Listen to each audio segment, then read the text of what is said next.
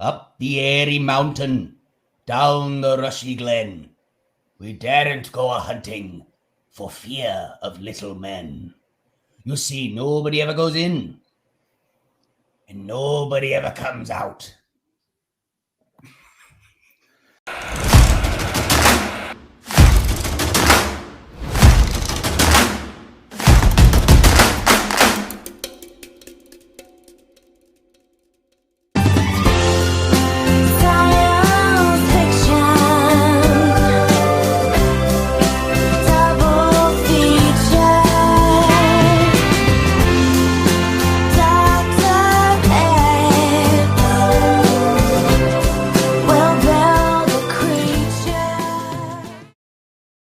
Greetings, cultists, and Oompa Loompa Doobity Doo have we got an awesome podcast for you. And with the upcoming Wonka movie now on release, what better way to celebrate than to go back to the one that started it all? That's right, folks. For our final episode of this season of Cult Classics, we're taking a look at the 71 Gene Wilder fantasy and Roald Dahl adaptation, Willy Wonka and the Chocolate Factory. So come with us into a world of pure imagination, and boy, do we have a bumper selection box of guests with us today. First up, we've got regular silver screen host, my partner in crime, and our very own Vinicius Canid. It's Mike.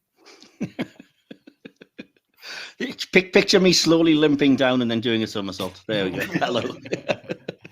Also joining us is our recent feedback Oompa Loompa, Sandy. Hi, how are y'all doing? Very well, thank you. Yourself? Good. Nice one. But wait, there's more. We're joined by a couple more visitors in the factory today. If you've listened to our sister Hit or Miss Star Trek podcast, you may recognize his voice. It's Jeremy. Hello.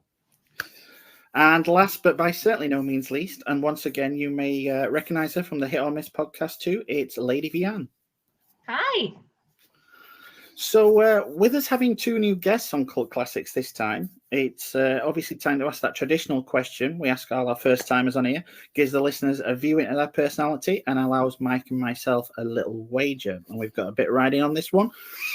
So if you had to choose just one favourite, a desert island pick if you wish, cult classic of any genre, your favourite of all time, what would it be and why? And I'm going to come to you first on this one, Vean.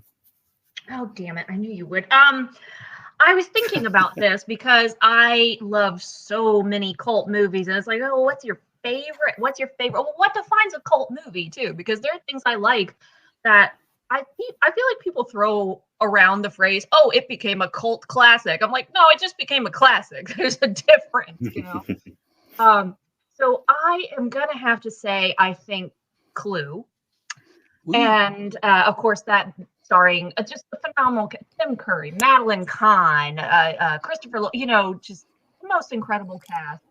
And story behind it's great, too, the production story, but how they were really planning to come up with a different ending for each character. And I just think it's funny as hell. I walk every day. I go for walks or hikes. And I remember one day I was out on a walk in a neighborhood. So there were people out on their porches doing whatever. And for whatever reason, just a line from that movie popped into my head where somebody's like, stop shouting to Tim Curry.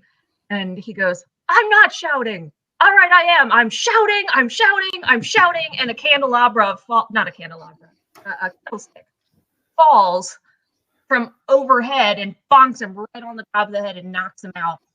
And I just had headphones on. I was by myself, and I don't know why that popped into my head, but I randomly just started laughing so hard. And sorry to interrupt, Vean. I've got an incoming call here. Sorry, bear with me. Okay. How dare you? All right, I did it. I killed Yvette. I hated her so much. Fire, flames on the side of my face, heaving breath, heaving. Sorry, I had to. That is the best part of that movie. But yeah, so everybody around probably thought I was crazy, and because I was laughing so hard. So I just think that movie tickles me. And yes, the part with Madeline Kahn right there is, in fact, the best part of that movie. Madeline Kahn. You'll is never trust me to fantastic be in that. sent anything ever again, will you? Now I've just done that. Yeah, I can't believe you saved that. Of course I did.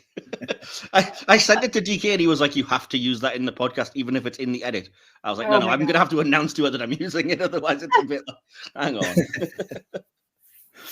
Nice one. So yeah, how about you, Jeremy? If you had to choose just one, what would be your go-to pick? My go-to pick would be The Elephant Man, starring Ooh. John Hurt. That movie is really beautiful. It's a really hard movie to watch, but I love it. I also just love the unconditional kindness that is shown towards him. It's rare that a movie's conflict doesn't come from that it doesn't come from malevolence, but it comes from somebody trying to overcome their trauma. And that's definitely what The Elephant Man is. It's a beautiful film. It is a fantastic film, I will have to agree. And David Lynch, which I just cannot fault. So So nice one. With those two choices in the bank, we'll now turn our attention to the subject of today's discussion, which, as we've already established, is Willy Wonka and the Chocolate Factory. Now, the idea for adapting the book came about when director Mel Stewart's 10-year-old daughter read the book and asked her father to make a film out of it with Uncle Dave, otherwise producer David L. Wolper. Stewart showed the book to Wolper, who happened to be in the midst of talks with the Quaker Oats Company regarding a vehicle to introduce a new candy bar.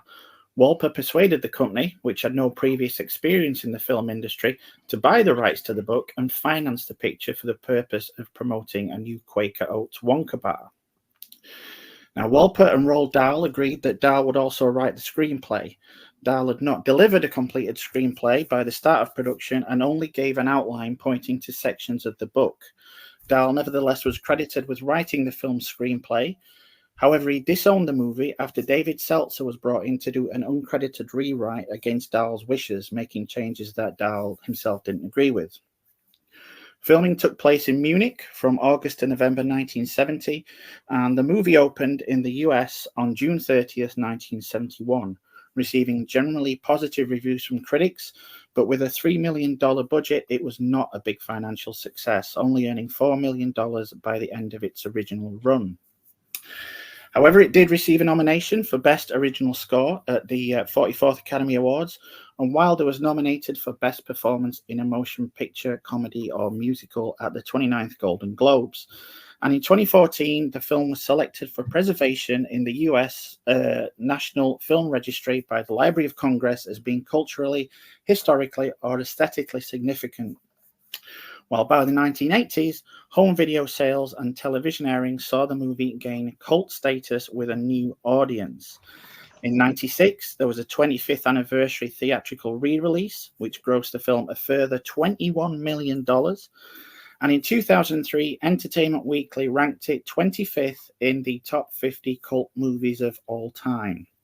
And Willy Wonka and the Chocolate Factory is currently available on various streaming services depending on your location, as well as being available on DVD, Blu-ray, and 4K. So as normal, I'm going to ask everyone here today, what was your first recollection of this one? I personally can't remember the first time I saw this, but one of my earliest memories was watching it at my uncle's house with my cousin one New Year's Eve. It is one of the only memories I have from that time.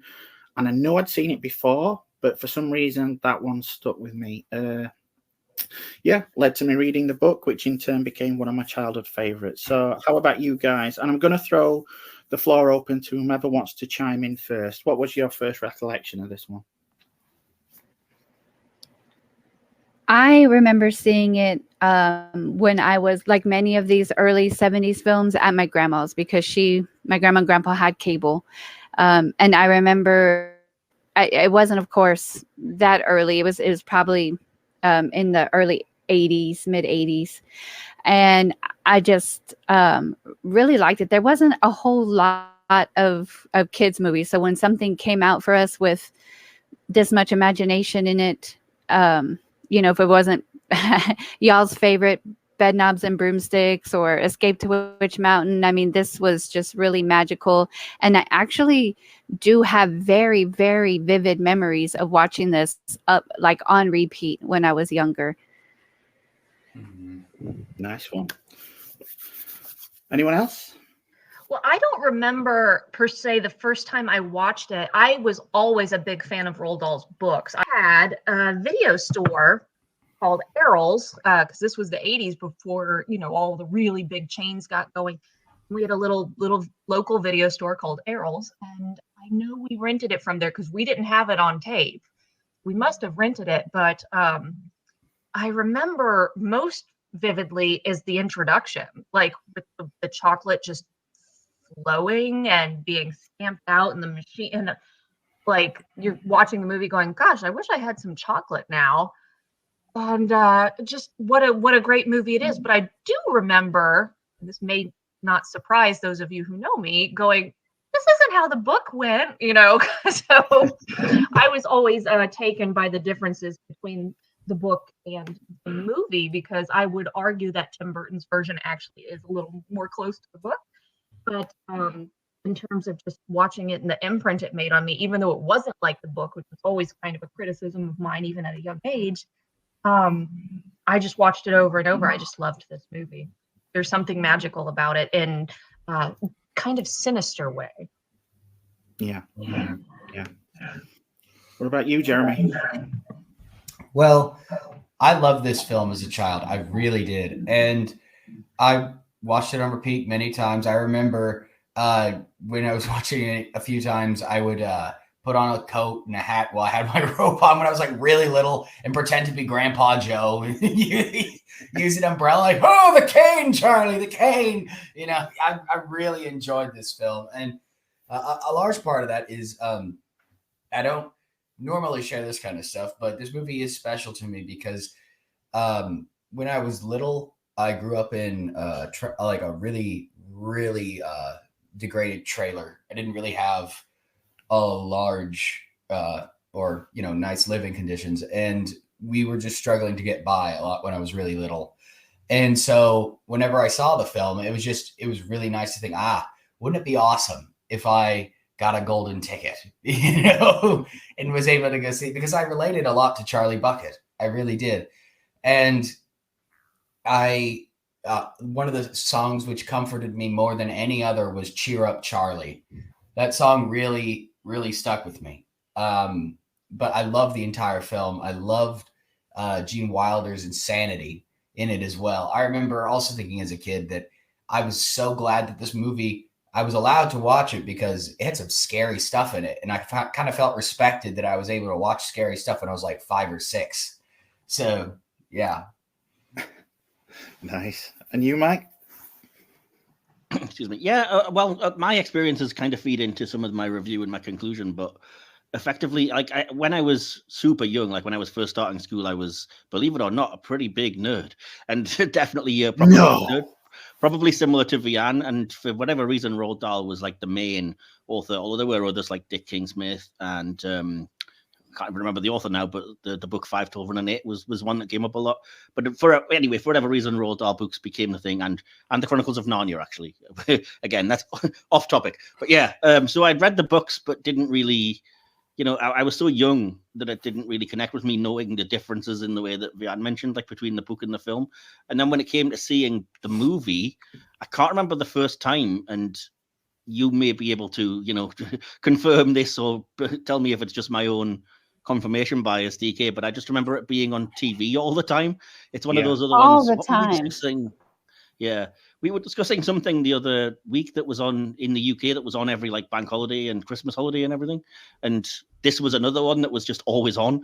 And so we'd always watch it because my mum absolutely adores this film, and she was the one that basically got us to watch it whenever it was on TV and stuff. And so I'd seen it like so many times from childhood, and we all, I don't know, it speaks to the film that we've all connected with it, all the various members of my family.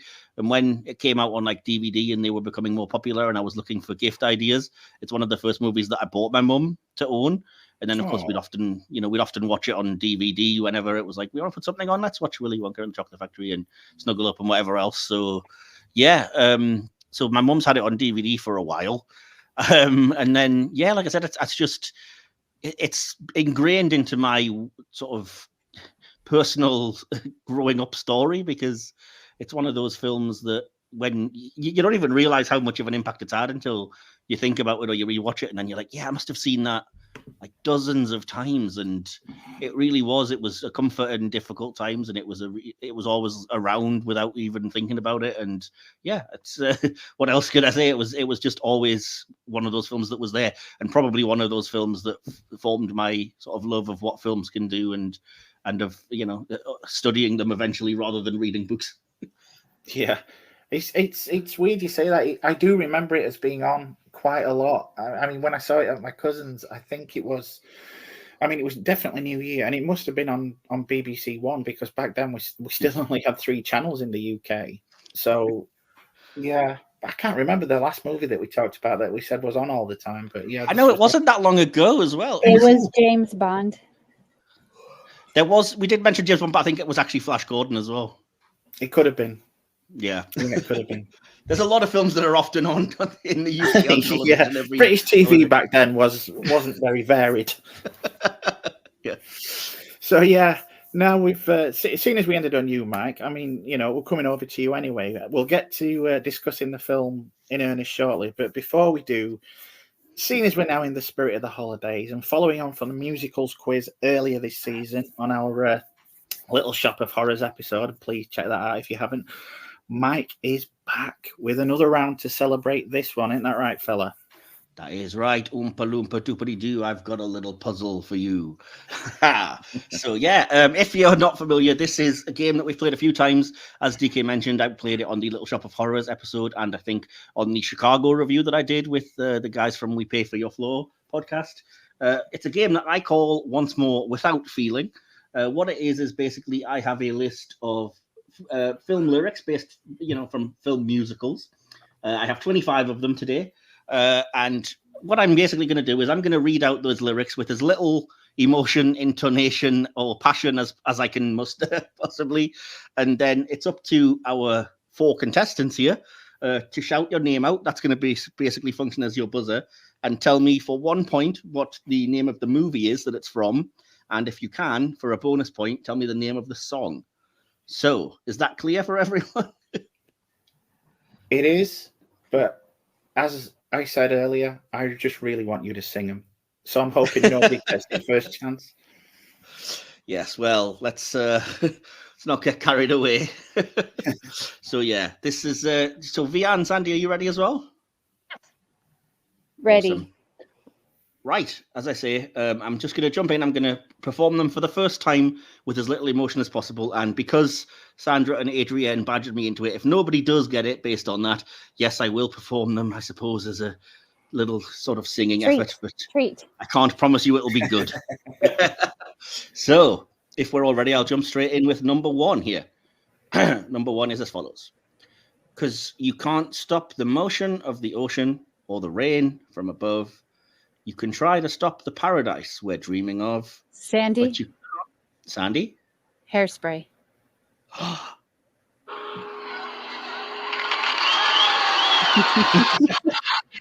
And that'll be the only one I get. Thank you and good night. And Sandy's gone. So that gets you a point. That was the film. You were right. It was the film Hairspray. But could you tell me the name of the song? Yes, 1 second. Run and Tell That? It's not, no. So I'm going to throw it open. Does anyone want to shout out their name from the other 4 contestants? No. Nope. Can I have a second shot then? Oh, okay, never mind. Never mind. Go ahead. Okay. Well, yeah, if that's the case, it was the movie Hairspray, and the song is called You Can't Stop the Beat. Okay. Which you would have got if you'd probably, just went through all the lyrics in your head, I'm sure, because that is pretty much the chorus, I believe. So, yeah, that's 1 point to Sandy so far. And we're going to jump straight in with number 2. Apologies in advance. This, you'll see what I mean. Anyway, Nance Ingonyama Bagithi Baba. Sithi Ingonyama. Ingonyama Siyo Nkoba. Ingoyama, Ngoyama, Ngue, and Amabala. Sandy, Sandy? guessing Lion King. It is the Lion King, Sandy. Holy shit, Sandy. I'm an idiot. I won't play the cheering sound every time, but Sandy, do you know the name of the song? Goya. No, I No, don't it's know not. it. Anybody DK? want And to I take a don't shot want to at be this? insulting. Circle DK? of Life. Jeremy, Oh, I know. Vean. DK, Yeah. throw it in first. I was just going to say that. I'm right. She just piled it. I'm going to give the point to you, DK, because I figured you probably knew what it was. Yeah. If I'd sung it, it would have went Nan Singoyama Bagi. Oh, and then yeah, it would have been over.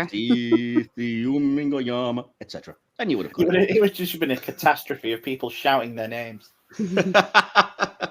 Exactly. So yeah, apologies, Vean. Please don't stop talking to me. But anyway, here is number 3. In every job that must be done, there is Vean. employment. Vean. It's Mary Poppins. It is Mary Poppins. Well done. That's Spoonful 1 of point. sugar. And it's fantastic. 2 points straight off the bat there. Well played. Fantastic, yeah. Saves me having to do any singing again.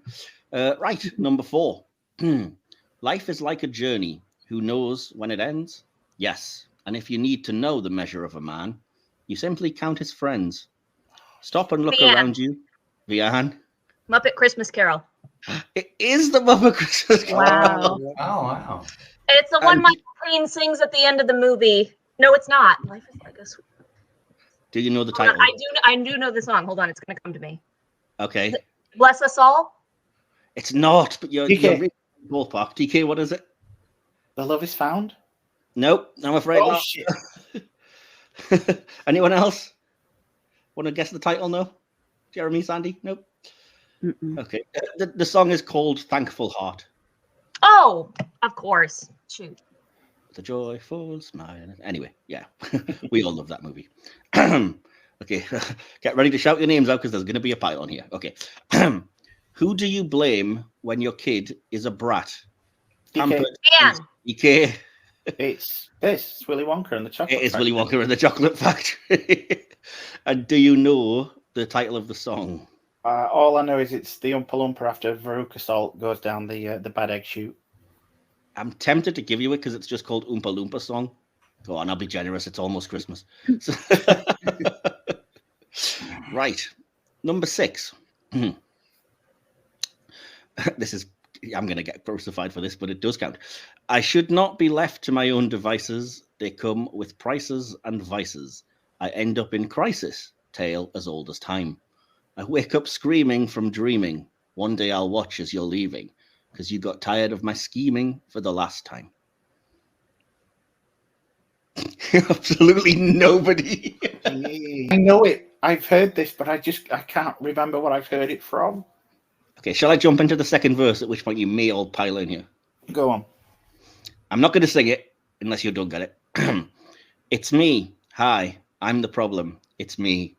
At tea time, everybody agrees. I'll DK? stare directly. DK? I know it's Taylor Swift, isn't it? Yes. I couldn't say what the hell it's from, but I know that Okay. Do you know the title of the song or the movie that it's from? much. I'm guessing it's me. I No, have that's no not- knowledge on Taylor Swift whatsoever. Okay. But- I'm going to throw it open to our other 3 contestants in that case. Is it Anti-Hero? The song is called Anti-Hero, so I'll give you a point for that, Jeremy. Yeah. Anybody want to have a guess at the film? No? That was technically Taylor Swift The Eras Tour, which did get a cinematic release and does count as a musical film. That is not a movie. It was released in Oh, cinemas. that's a live concert. It's a documentary at best. Well, you know, somebody It's got okay. it. so You I'm knew still- this was coming. You even I'm said Getting out of this. I'm going to steal that as an insult. It's a documentary at best. That is quite a funny insult. Oh dear, are we ready for number 7, or are we just going to insult me some more? Why Go not on, both? then. Good I know afternoon. both indeed. Right, number 7. It's so dreamy. Oh, fantasy free me.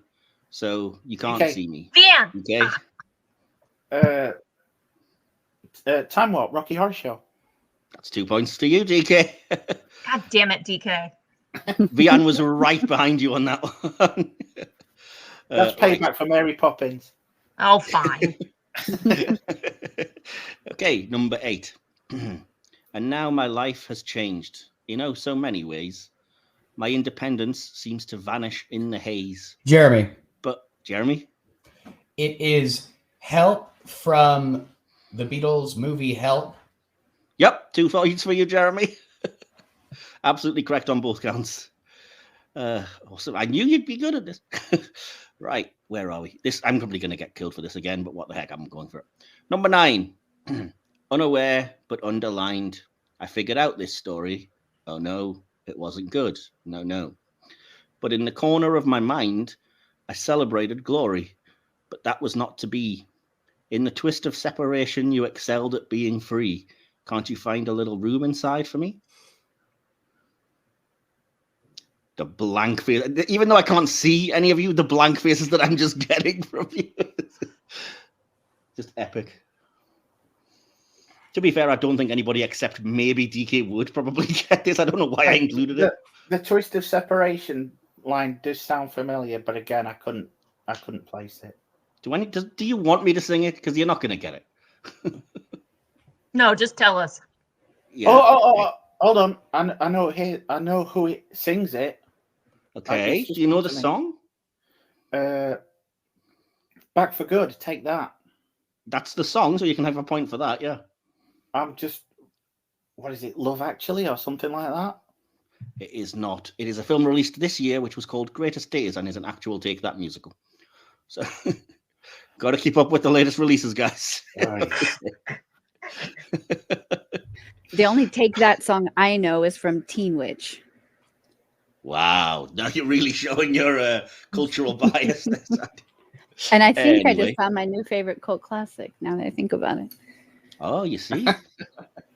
What have you done, Mike? If anybody's curious, the scores currently sit with DK in first place at number 6, Vean and Jeremy in joint second with 3, and Sandy last with 2, but not far behind. So as we jump into number 10, some of these are going to be a bit more obvious. So, again, I don't know why I came up with some of them. That's my brain. But anyway, number 10. There's children throwing snowballs instead of throwing heads. Vean. Nightmare Before Christmas. What's this? 2 points, Vean, just straight out. Nice. Wow. With barely any of the lyric. That was impressive. That's very good. Yep. Right, number 11 then. It might be just as zippy if we was in Mississippi. When we left the movie show, the future wasn't bright.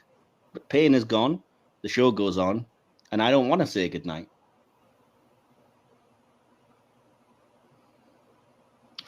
Surprised nobody's getting this one, but okay. No, I feel like I know this one. Sing it. I can't really picture how to sing it, and I'm not that talented, but I'll try. It might be just as zippy if we was in Mississippi. When we left the movie show, the future wasn't bright, but pain is gone, the show goes on, and I don't want to say goodnight, so say. It's not coming to me. No. Okay, are we calling it? Yeah, calling it. Nobody's getting Yeah. points. That was Good Morning from Singing in the Rain. Oh, I knew that. Okay. Well, okay. Anyway, Philistines. I'm joking. Number 12. There's a place for us, a time and place for us. Jeremy. Jeremy? There's a place for us from West Side Story. That's not the title of the song, but I can give you the title of the film. Okay. Would anyone like to have a guess at the title of the song? No? No. It's that is one of the lyrics, Jeremy, so it's understandable. It's actually called Somewhere. Yeah, as soon as I said that, I realized I had made a mistake. But well, It happens. But yeah, we're all doing well. That's cool. Next then. Someday I'll wish upon a star and wake up where the clouds are far behind me. Yeah. Jeremy. Vean, I heard you first just. Wizard of Oz. Yeah, do you know the song? I do. Oh God, my brother made us watch that 5,000 times, and I'm with Judy Garland, and I'm blanking. Somewhere Over the Rainbow. Correct. Well done. Sorry, Jeremy, Which you were was- this close. Which was I said had to to be talk my Gene way through it. Wilder's favorite song. Wow, Was it well, really? Yeah. it all ties in, you see. That's it all makes sense. Are we ready for number 14? Right. A 7-foot frame, rats along his back. When he calls Vean. your name, Vean, Encanto. We don't talk about Bruno. 2 points, Vean, absolutely. Storming into the lead at this point. This is going a lot better than it did the last time I did this, I'll say that.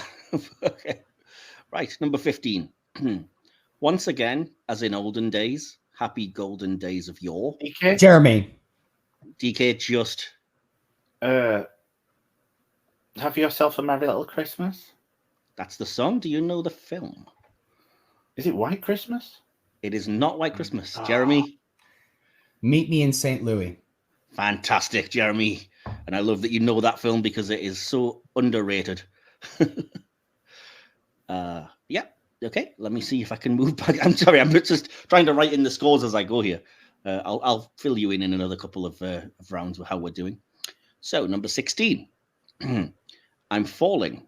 In all the good times, I find myself longing for a change. And in the bad times, I fear myself. I'm off the deep end. Watch as I dive in. I'll never meet the ground. Crash through the surface where they can't hurt us. We're far from the shallow now. Sandy. Sandy? Well, I think the song is called The Shallows, and it's from Born. Oh my gosh. Oh my gosh. Oh my gosh.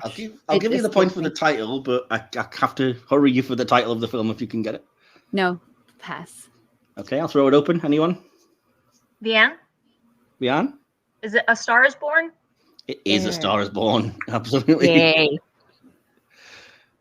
You almost had it, Sandy. You said star, I think, didn't you? No, I Something said born. The Born identity. No, it's not. Right, number 17. One jump ahead of the slowpokes. Vean. Jeremy. Vean, you were just in time there again. Aladdin. Okay, fantastic. That's a point. I'm And trying the to. song? Is the title? Is it One Jump? Not quite. One Jump Ahead? Yeah, okay, I'll give you that then. Yeah, that's another point. Okay, so as we currently stand with, I think, about 7 or 8 left, Vean, you've stormed into the lead with 12 points. DK is still in second place with 7 points, despite being quiet for a few rounds. Jeremy, you're in third place with 5 points, and Sandy bringing up the rear with 3 points. I always do that. That's still technically anybody's, I think. I'm not going to sit and do the maths, though. There we go. Number 18. When I was a lad, I ate 4 dozen eggs. Jeremy. Come on now. Jeremy. The Gaston song from Beauty and the Beast. Fantastic. 2 points, Jeremy, straight off the bat again.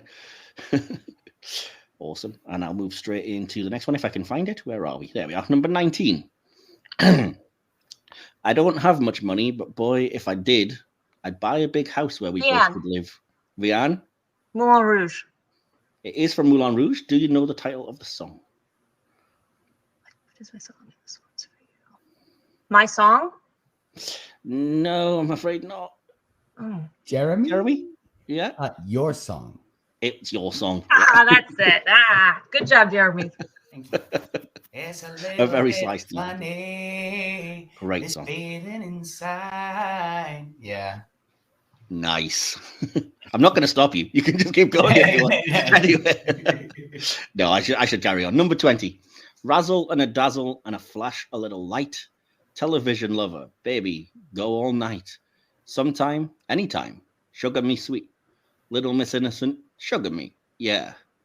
Now, come on, take a bottle, shake it up, break the bubble, break it up. I mean, Jeremy? Sandy? I know it sounds like Pour Some Sugar on Me by Def Leppard. Yeah. That is Pour Some Sugar on Me. I can give you the point for getting the title correct. And the movie.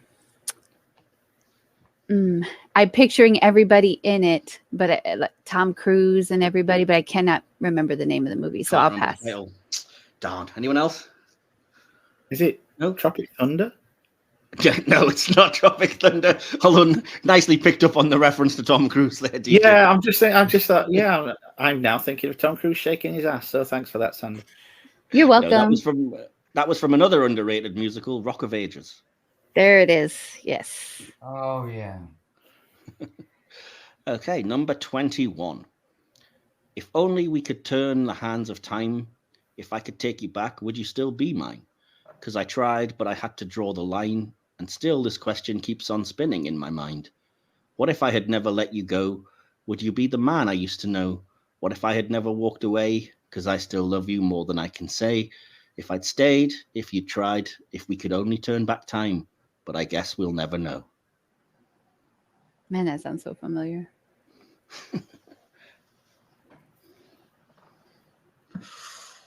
The silence is deafening. This is really going to be beautiful when you sing it to us. Oh, good Lord, it's not. I am not good enough to be doing this. You're all doing this on purpose, so I have to sing this, aren't you? No, I feel ashamed. Okay, I'm going to have to do it. Of all the ones, I'm going to ruin this song and I love it. If only we could turn the hands of time. If I could take you back, would you still be mine? 'Cause I tried, but I had to draw the line. And still this question keeps on spinning in my mind. What if I had never let you go? Would you be the man I used to know? What if I had never walked away? 'Cause I still love you more than I can say. If I'd stayed, if you'd tried, if we could only turn back time. But I guess we'll never know. Whew! I'm amazed that I got through that. Not a clue. No. But yet so familiar. That is Kate Winslet singing What If from a version of A Christmas Carol, believe it or not. Huh. And Well, then, you should all seek no, out that song because it wouldn't is worry about absolutely fantastic, even though she's weirdly ashamed of it. Which Christmas Carol is it? It's an animated version that came out years and years ago, and it's not by like a big studio or anything. But yeah, it's most notable because that song comes on in the UK on like the channels that do Christmas song rotations. It's on all the time. And yeah, they interviewed Kate Winslet about it, and she was like, "Oh, I'm not a singer. It's so embarrassing." And I'm like, "Are you joking? This is one of the most beautiful songs I've ever heard." But anyway, right. So nobody got any points there. Thank you for making me sing that for no reason. Number It was worth it. It really was not. Apologies, Kate, if you're listening. As if. Anyway, number 22. She swam by me. She got a cramp. He ran by me. DK. Got my suit damp. DK. It's Greece. Tell me more. It's not called Tell Me More, but it is from Greece, so I Oh, can give you the shit. point for that. Would anybody like to tell me the name of the song? Vean. Vean? Summer Lovin'. It's not called Summer Loving, I'm afraid. Jeremy or Sandy? Mm-mm. Nope. It's called Summer Nights. Oh, sorry. Number 23. You remind me of the babe. What? DK. DK. Okay. Magic Dance Labyrinth. Yeah, 2 points, DK. I knew I that was was just gonna say, going if I to didn't get a be Bowie, highly- I'm just going to exile myself. I just discovered, by the way, for the first time, I think yesterday or the day before, that's an homage to an old Cary Grant film. Yeah. I had no clue. I did Don't not you know guys that either. pretend you knew. Clearly, I just was not film literate enough. Anyway. And I was obsessed with David Bowie and that unitard back then, before I even knew what I was looking at. Step into my labyrinth. Number 24, anyway. From the women who wash all the clothes to the hunter who arrows the bows, the chatter all over the palace is that your Prince Eric is going to propose to somebody nobody knows. DK? Is it Little Mermaid? It is The Little Mermaid. I can give you that. Do you know the name of the song? I couldn't tell you the name now. Would anybody like to guess? Wait, is this from the new one? It is from the new one. Oh, because I don't know that song. Oh God, I know it now. I know it. Shit. Okay, go for it. Scuttlebutt. Yeah, it's called Scuttlebutt. Oh, let's see, where are we? There's one left, and it's basically a 2-horse race. Vean, you are in the lead with 13 points. DK, you are in second place just with 12 points. But Jeremy and Sandy could play spoiler. Jeremy, you're in third with 8 points. Sandy, you have 4 points and are our runner-up today, shall we say. So, number 25. If you see the wonder of a fairy tale, you can take the future, even if you fail. I believe in angels. Something good in everything I see. I believe in angels. DK? I know it's ABBA. Okay. I believe in angels, but I couldn't tell you what movie it's from. Yeah. That's not the... Okay, Vean? Is the movie Mamma Mia? The movie is Mamma Mia. Do you know the title of the song? I should. My niece was obsessed with that movie. Can I hear the rest of the lyrics? Sure. If I have them, let's see what have we got. I'll start from the beginning. If you see the wonder of a fairy tale, you can take the future even if you fail. I believe in angels, something good in everything I see.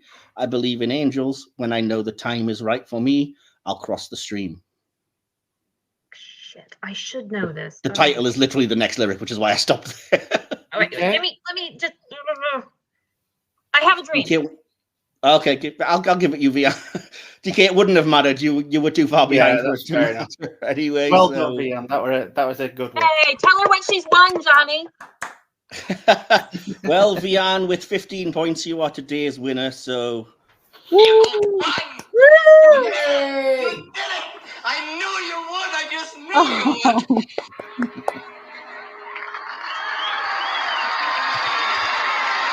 There you go. That's your prize. Was adoration from Gene Wilder, and I'm sorry. Let us know where we can send your free chocolate.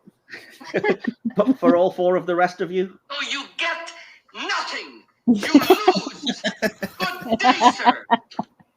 Sorry. Appropriate. I had to do it. I had to have those sound bites saved to jump in. Yeah, congratulations, Vean, with a fairly decisive win, and commiserations all of the rest of you, but especially DK, who put up a very close fight despite always claiming you're going to be terrible at that. So. No, she did. She played a Barney there. That was fantastic. She did. She stormed through it. Congrats, Vean. Yeah, okay. Well, Sandy and DK, you will have another chance to win a quiz next week when we do our Christmas episode. Jeremy, you're winning at life, so you're fine. Right. So, am I passing back to you, DK, or are we? Well, I'm just going to say now that's dealt with. We will get back to the movie, but before we get to the discussion, we're going to take a look behind the scenes, and we're going to stick with you, Mike. So, if you cue up some appropriately fantastical music, and I'll let you take over the BTS for this. Apologies again. There's a lot here. I'm going to try and get through it, but if any of you want to chime in with anything or have any thoughts or feelings, feel free, because otherwise it's just going to be me talking for a long time. But yeah, I'll start. As DK mentioned, the film was written by Roald Dahl and an uncredited David Seltzer, but Dahl disowned the films due to the latter's rewrite, mainly apparently including more focus on Wonka than Charlie and adding the songs and the villain subplot. The song that Wonka sings on the boat ride that begins "There's no earthly way of knowing" are the only song lyrics that are directly taken from Roald Dahl's book. Spike Milligan was Dahl's first choice to play Wonka, alongside such names as Joel Grey and Peter Sellers. At one point, all 6 members of Monty Python expressed interest in playing the lead role, but they were deemed not big enough names for an international audience. Eventually, Gene Wilder got the role, and I believe, DK, you have an interjection to make at this point. Yeah, Wilder said he would make the film under one condition. He wanted to do a somersault in the scene where he first meets the children. When asked why, he said that having Willy Wonka start out limping and end up somersaulting would set the tone for that character. He wanted to portray him as someone whose actions were completely unpredictable. From that moment on, you would never know if he was telling the truth or not. And yeah, his request was granted. Indeed. Yeah. Carrying on then with my bits and pieces, Sammy Davis Jr. wanted to play Bill the candy store owner, but director Stewart didn't like the idea because he felt the presence of a big star in the candy store scene would break the reality. Nevertheless, the song The Candy Man became a staple of Davis's stage show for many years. The chocolate bars in the scene of workers unwrapping them in one of Mr. Salt's peanut shelling factories were actually made of wood. This was decided to have been easier than unwrapping and rewrapping actual chocolate. When Gene Wilder sadly died in 2016, Peter Ostrom, who plays Charlie, changed his social media profile to former child actor, veterinarian, inherited a chocolate factory on 29th of August 2016. When Willy Wonka drinks from a flower-shaped cup and eats it, it's made of wax. Gene Wilder had to chew the wax pieces until the end of the take, at which point he spat them out. Lovely. The movie was shot in Munich, Germany, but the producers had to go outside Germany to recruit enough little people to play the Oompa Loompas. Many of the people who were cast, German or otherwise, did not speak English fluently, if at all, which is why some appear not to know the words to songs during the musical numbers. According to Mel Stewart's book Pure Imagination, The Making of Willy Wonka and the Chocolate Factory, the reason everything in Willy's office is cut in half was that Stewart couldn't bear the thought of, after having gone through all the whimsical and creative rooms in the factory, ending the movie in an ordinary office. Everything was cut in half to make the room look more Wonka-esque. Before entering the inventing room, Willy Wonka gives an introductory speech in German with an accent, but otherwise phonetically and grammatically correct. It goes, and apologies to Toby, our regular fan and listener in Germany, I'm going to try this. Meine Herrschaften, schenken Sie mir Ihre Aufmerksamkeit. Sie kommen jetzt in den interessantesten und gleichzeitig geheimsten Raum meiner Fabrik. Meine Damen und Herren, the inventing room. He pronounces the German R correctly and says inventing room with a proper German accent. The speech translates, ladies and gentlemen, please give me your attention. You now come into the most interesting room of my factory, the most secret room at the same time. Ladies and gentlemen, the inventing room. Oh boy. The face in the Psychedelic Tunnel movie is that of Waylon Green, friend of Mel Stewart and screenwriter of The Wild Bunch, the 1969 movie. According to Stewart's memoirs, Green is the only person who would agree to let a millipede crawl on his face for the sake of a children's film. He confessed the only thing that convinced him was that millipedes are harmless and don't bite, unlike venomous centipedes. Wonka's literary quotations were not in Dahl's original script. They were added by David Seltzer when he rewrote the screenplay. The quotes include, "Is it my soul that calls upon my name?" from Shakespeare's Romeo and Juliet. "The suspense is terrible. I hope it will last," is a quote from Oscar Wilde's The Importance of Being Earnest. "Across the desert lies the promised land" isn't a quote, but a reference to the story of Moses and the Israelites who had to cross a desert to reach Canaan, their promised land. "All I ask is a tall ship and a star to steer her by," from the John Masefield poem Sea Fever. "Round the world and home again," that's The Sailor's Way, from William Allingham's Homeward Bound. The lines to the song Sweet Lovers Love the Spring are from Shakespeare's As You Like It. "Candy is dandy, but liquor is quicker" is the entire text of the poem Reflections on Ice Breaking by Ogden Nash. "Where is fancy bred?" and "So shines a good deed in a weary world" are both from Shakespeare's Merchant of Venice, though the line from Merchant of Venice is slightly rewritten. Portia's actual line is "So shines a good deed in a naughty world." "We Are the Music Makers" is from Arthur O'Shaughnessy's Ode, which also gives us the phrase "movers and shakers." "A Thing of Beauty is a Joy Forever" is from John Keats's Endymion, a poetic romance. "Swifter than eagles, stronger than lions" is a passage from the Bible, specifically 2 Samuel 1:23. Oh boy, that was a lot to get to again. Excuse me. When climbing aboard the Wonka Tania, Grandpa Joe says, "If she's a lady, I'm a Vinicius Cnid," as DK referenced earlier. They were previously mentioned by Wonka, and the Vinicius Cnids are boogeymen mentioned in numerous Roald Dahl works, including Charlie and the Chocolate Factory. They appear in Charlie and the Great Glass Elevator as blob-like aliens that invade the Space Hotel USA. Almost done, I promise. In the scene where Wonka angrily reads to Charlie and Grandpa Joe the contract out loud, he reads 2 lines in Latin, "Fax mentis incendium gloriae culpum," which translates to "the torch of the mind lights the path to glory," and "Memo bis punitor delicatum," which translates to "no one can be twice punished for the same offense." And finally, the film was originally released by Paramount, but they let the rights lapse when the film was deemed to have been a financial failure, and the film was ultimately acquired by Warner Brothers. The recent 4K release restores the Paramount logo for what is cited as historical reasons, and it's the first time the opening was seen this way since the original cinema release. And that's all I've got, DK. Nice one. Thanks for that, Mike. Some good stuff in there. Yeah, so everyone here, I'm guessing we've all watched it again recently in preparation for this. It's well over 50 years old now. So Would you guys say it holds up? I brought up, yeah, we've talked about the more recent adaptation, the Tim Burton one. Do you think this one compares, considering its age? I can think. start, but go ahead. No, I was just going to say, I personally think it's infinitely better. I really dislike the Tim Burton version, even though Vean is correct. It is technically a lot closer to Dahl's book. I just don't think it has any of the spark or the magic of the original version, and it just, I don't know, it didn't land for me at all. Mike, why you gotta do me like that? Oh no. Every time. Well, first I wanted to add one little tidbit to your introduction where you're telling all the facts. That millipede is actually an African giant millipede. They're detritivores, really important to the ecosystem, and they do have mouths that can bite. They're not going to bite you, and when you hold them and they walk around on you, it actually feels like Velcro. They're really interesting little guys. I should have known you'd know all about anything related to animals, Vean. But what I was going to say is I actually did not rewatch it in preparation for this because I wanted to kind of go off of just my feelings and memories of it. Certainly I've seen it as an adult, but it's been probably a few years. I have the DVD, but I haven't watched it in some time. And I do think it's very, very different from the Tim Burton version. And I think they both have merits in their own right. Tim Burton's big mistake was throwing in the daddy issue thing. Other than that, I think it's it's a better adaptation of the novel itself. But as far as feelings and emotion, I would say that Willy Wonka and the Chocolate Factory versus Charlie and the Chocolate Factory. Willy Wonka is more weighted emotionally, and it's so important to challenge children. Not just, so much of what we see for kids now is very sanitized and it's very educational. And we're teaching you a lesson and this is what you learn.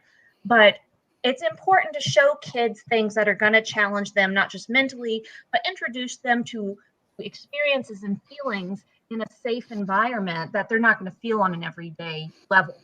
And I think this is a movie, and so many 70s and particularly 80s movies for children really did that in a way that we don't see anymore. And so I think not only is this a fun and a magical movie, but it really lets children have an experience that's important. Cool. That's a good point, that, actually. What about you guys, Jeremy, Sandy? What do you think? I don't really feel there's a comparison between the two, and I know I owe that a lot to nostalgia. I'm always going to like the original version better. But then again, I've seen Charlie and the Chocolate Factory, and I've only watched it once. There was nothing to draw me back to it. So for me personally, no comparison. It does hold up because it still evoked a lot of the same emotions and feelings in me. Although some scenes definitely I saw in a different light, and I paid much more attention to Gene Wilder when I got older and saw, how snarky he was being behind the scenes or as his asides. And I just was oblivious to that when I was younger. But yeah, the certain gaping plot holes, oblivious when I was younger. That's the only thing I think that's changed. But you just give your imagination to it. You just go along for the ride, and it's a wonderful movie, in my opinion. Cool. Jeremy?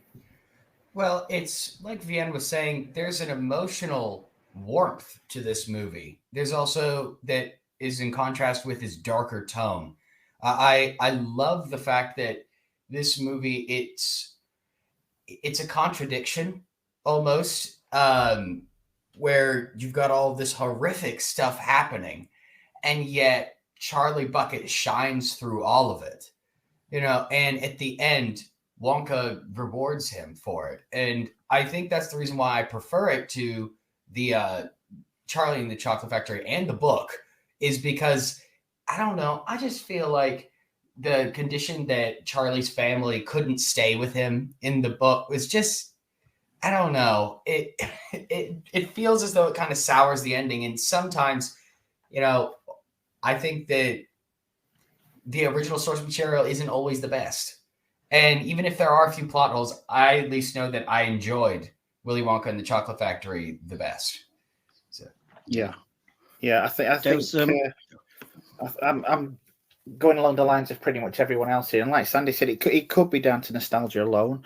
But despite it, the Tim Burton technically being a better adaptation, I just think, as Vean said, this one has a lot more of the feel. You get a lot more emotion.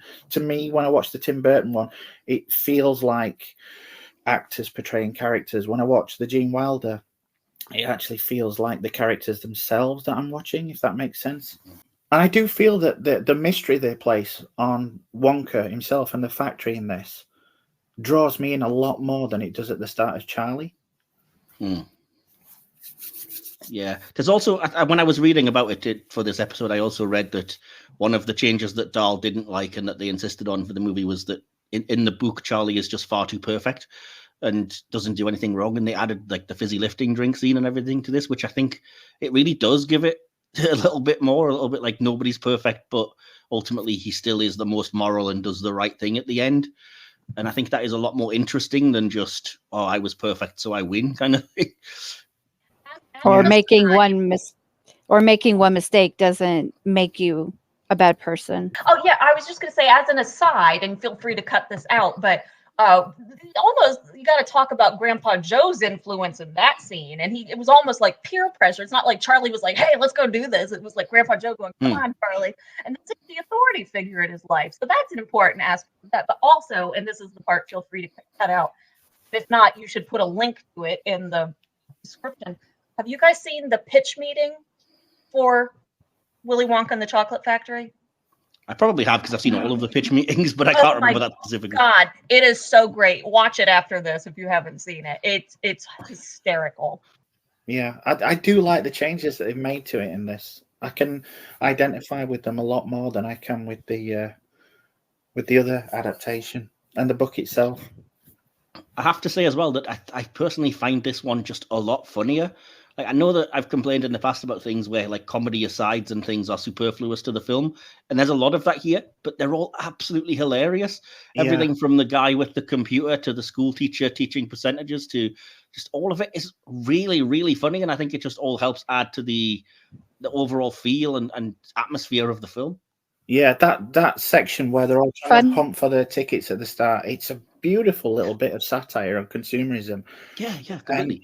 And, I love, as you say, that for the most part, every single bit of humor on that lands. I love the newsreader. We've got to remember there are more important things. Offhand, I can't remember what they are, but I'm sure there are. Yeah, exactly.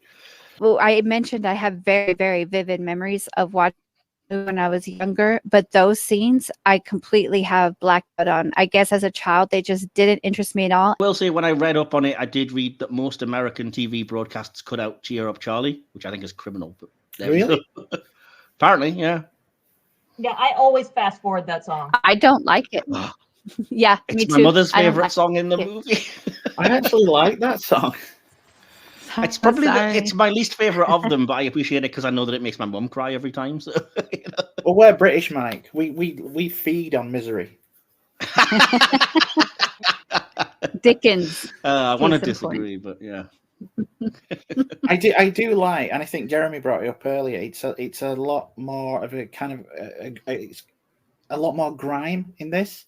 Yeah, I mean it jumps pretty much straight into a musical number, but it instantly feels darker than. I'm gonna have to disagree with you on that.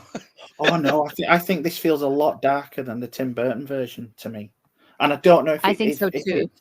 Yeah, I don't know if it's the fact of where they filmed it, but yeah. Whereas the Tim Burton, it's kind of like a facade of grittiness. This one, where they're just filming in dark alleys and stuff. For me, the tunnel scene colors makes it darker. I was gonna sort of leap onto that at one point because I understand the tunnel scene is kind of famously what everyone points to, and I can see why it is.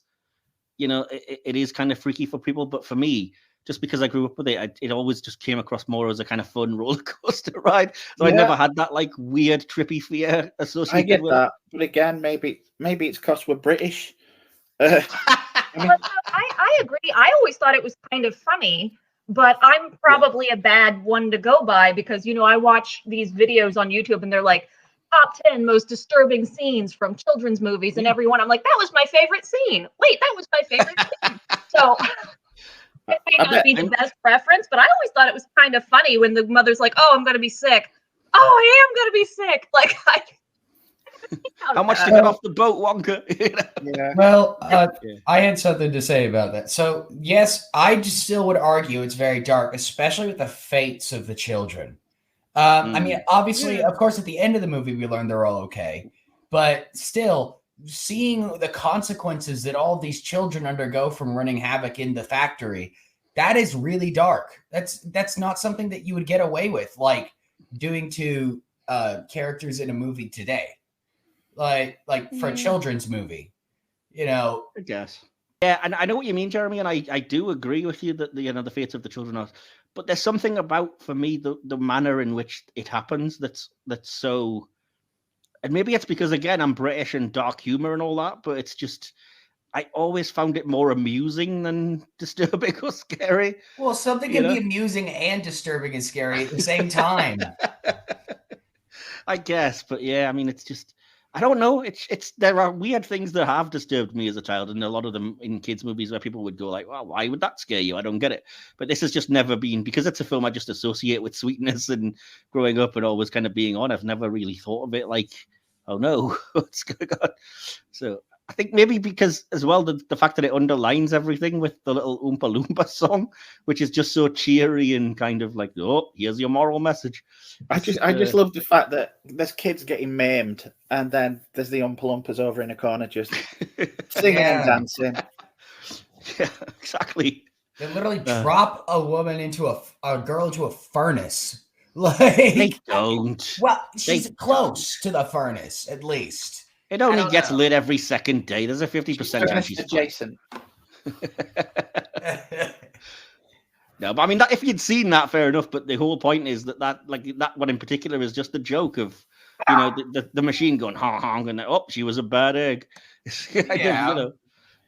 I think the Augustus Gloop one used to scare me because I don't like small spaces. So the thought of being stuck in that pipe, that wasn't pleasant as a child. I could see that. I thought you were going to say you didn't like falling into rivers of chocolate, and I was going to be like, where are these? I would be all over that shit, man. I know. I almost said before when Vean was like, the intro of the film makes you think, ooh, I'm watching a movie. Have I got any chocolate? I'm like that with every movie. I do not need to be prompted by the intro of a film. I mean, again, we come from the UK. Brown rivers are a thing, but it's not chocolate. Yeah, you don't want to fall into those, believe me. Yeah. Anyway, sorry. So anybody else have anything with regards to the writing and what they think of with regards to its tone compared to the others? You've already kind of touched on it, but I just like the kind of hints of satire. And the other one that stands out for me is Mike TV's "Just Wait Till I Get a Real Gun," but I can't yet, Dad. Not until you're 12. Which is just like, it's both amusing and disturbingly prevalent. You know what I mean? I'm like, oh dear. Or prescient, perhaps, is the word. Yeah. And there's something else I took notice of, but I don't know if it's a genuine mistake or just an attempt at some kind of weird humor. But during one of the news reports, when they say, oh, people are hunting for the golden tickets across all 5 continents, like, there's been 7 since the 50s, guys. Who didn't get the memo? Well, I'm sure at one point, and I could have misheard it, but Charlie's mother says, Charlie, there's 100 billion people in the world. She does, yeah, but it's generally considered that's an exaggeration because that is a ludicrous amount. Yeah. That's basically somebody misread the amount of people that have ever lived as opposed to the people who are currently alive. Yeah, so is that it, Mike? Have you got anything else? Or No, not really. Just we've kind of touched on everything. I say I don't want to, if anybody else has anything, I didn't want to take from there. Thoughts on the writing and stuff. Anybody? Okay, I have a question. I love the movie, but now that I got my love of the movie out of the way, Grandpa Joe can just all of a sudden walk.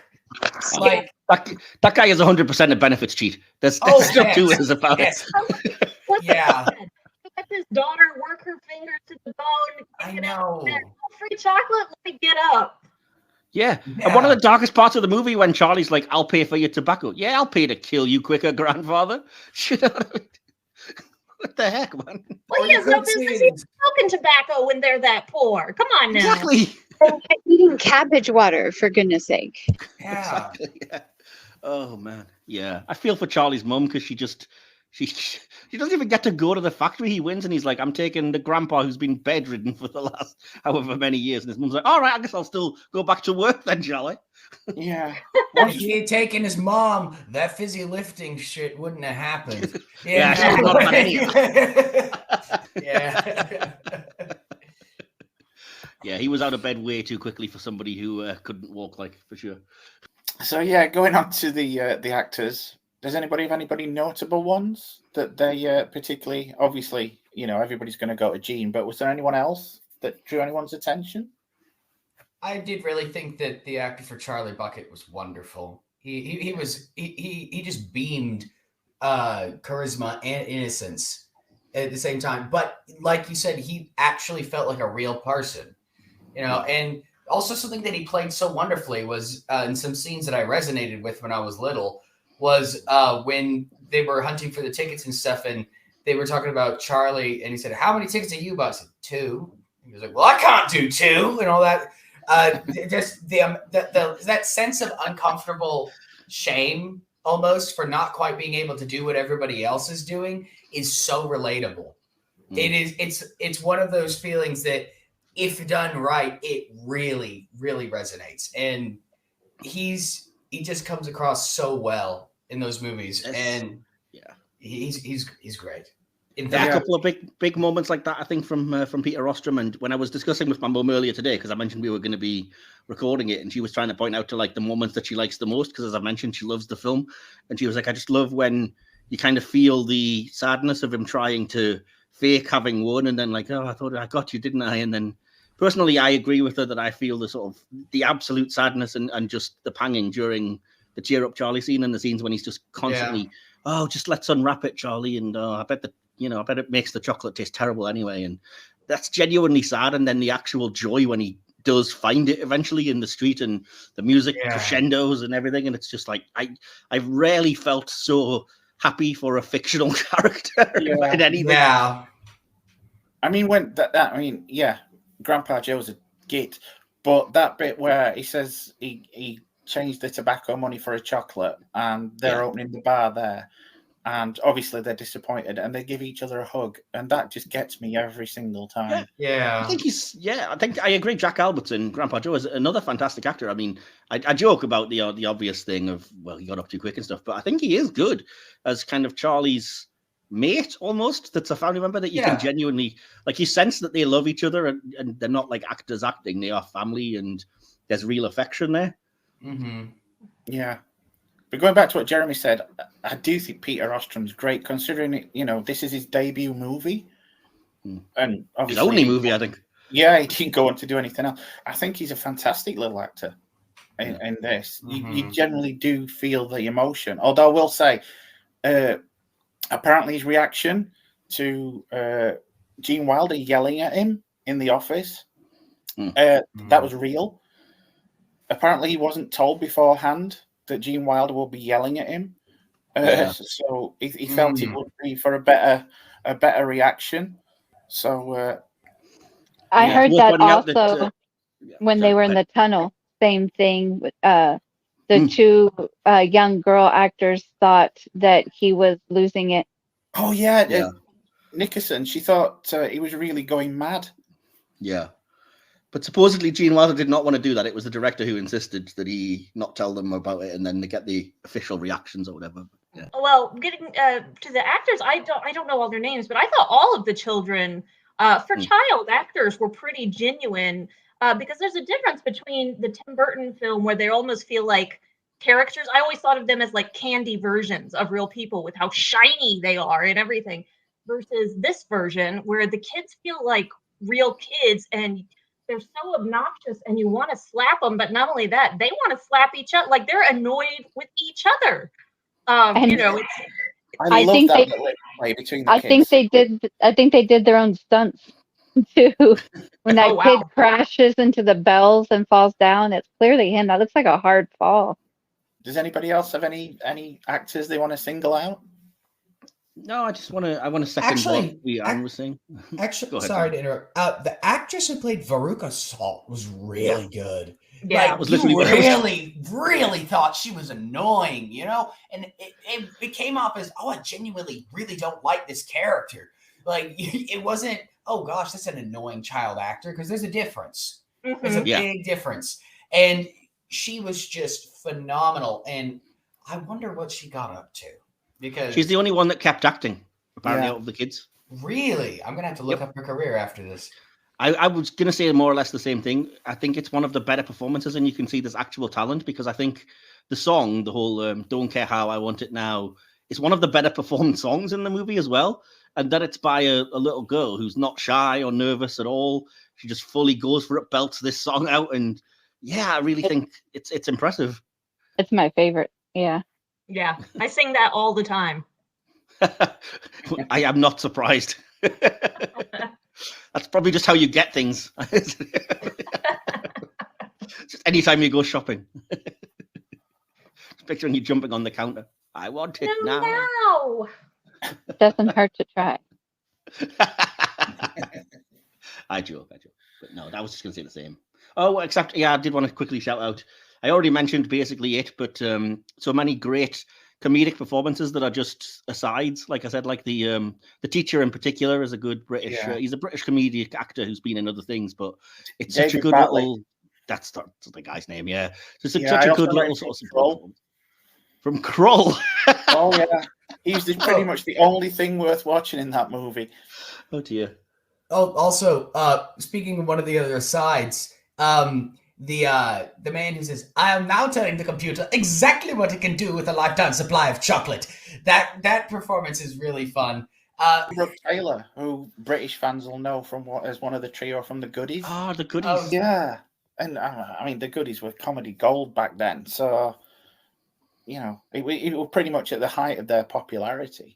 That's one of the things about this film that I haven't mentioned, but that I probably should bring up, is that it feels so peculiarly British to me. And again, maybe that's my bias because I'm British, but it's just they all seem to be speaking in posh English accents.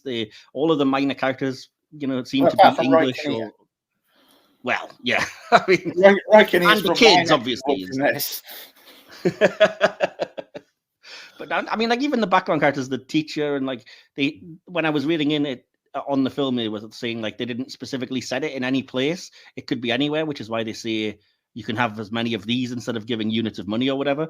But for me, it just always came across that it takes place in England, just because that's how they all kind of sound. All the background characters, the teacher, the all the comedy skits that we mentioned previously, and it's all of the kids that come from like other parts of the world. Even Charlie and his family sound kind of English to me. I do like that, in the Tim Burton one, Charlie's British. In this, he's American, and it does look like they're trying to, kind of Americanize it up just so it's for international audiences, as it were.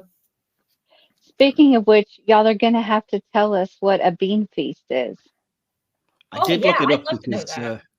it's apparently a feast that's put on by your employer at a place of work. It Oh, was one of the things that came up during the BTS research that I did. I just thought that a bean feast was, you British people are Feast of crazy beans. about beans. It's well known. It's well known. It's just 20 cans of beans on a table. Yeah, it's plates of beans on toast as far as the eye can see. Yeah. So we've talked about the actors. So we come to Jean. So everybody's impression on Jean, and I think we'll probably have a consensus here. Absolutely wonderful. Is a dazzling performance. I honestly feel as though if there was one man who, like I know as a Doctor Who fan, this is blasphemy, but if there was one American who I would cast as the Doctor, it would have been Gene Wilder. He was absolutely incredible. He had this, it's so different from any other role he ever did as well. Because most of the other roles he did, he's constantly hysterical, he's constantly comedic, but in this, he's wistful, he's mysterious, and he seems really in a way, he's eerie. Just how he carries himself off, and it's a beautiful performance. Yeah. Well, it's also one of the few kid-friendly performances he did too. Not that I didn't see all of his movies when I was around that age. He was Have you seen very. Blazing Saddles? Is it kid friendly? It's not, but I watched it. Young Frankenstein isn't for kids. Come on. Well, okay, yeah, Young Frankenstein is, because I actually remember showing that one to my daughter. But Sweet mystery of life! At last I found you. So kid friendly. it could mean anything. He was Yeah. great in this, and that scene in the very beginning where his little stunt he pulls falling forward and then breaking into a somersault, he holds that until the last possible second. I know I would have fallen flat on my face. That was The fact that it was extraordinary. his idea as well is just astounding, because it's one of the more iconic moments in the film, and you think, like, no, that was Gene Wilder wanted to do that. Yeah, I can't fault his performance. To me, and maybe it is because I saw this first, but he will always be Willy Wonka to me. I was just going to Yeah. say the same thing. I think that's basically the challenge that everybody's got, is that this is such a perfect, like I said, a perfect marriage of character and actor. It's so sort of seamless that I don't think you will ever get anybody. And, you know, we haven't seen the new one yet, but I thoroughly doubt Timothée Chalamet is going to be up to the task. I know Johnny Depp certainly wasn't, you know. I think it's different My- though because it's meant to be a young version of him, so I might be able to accept it. Yeah, Maybe.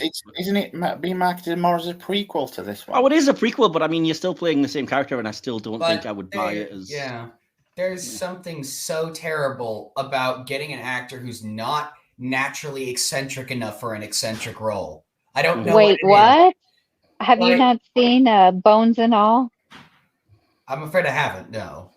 But Chalamet just doesn't seem to have that same kind of, like, And in the French Dispatch, he's very eccentric in the French Dispatch. Okay. Well, I'll trust you on that, and I'll actually go watch it now. Okay.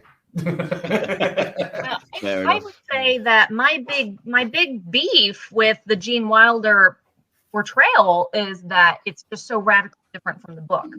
Mhm. It's almost a different character, really, because Such an improvement for me, though. but I mean, that being said, 10 out of 10, no notes. You know, Yeah. there is no flaw to this performance. I mean, there's not. Yeah, I think it says a lot that it's the title character. It is the one character that you come away from focused on in the movie, and yet in a 1 hour, 40-minute movie, he doesn't show up until 44 minutes into it. Yeah. Yes.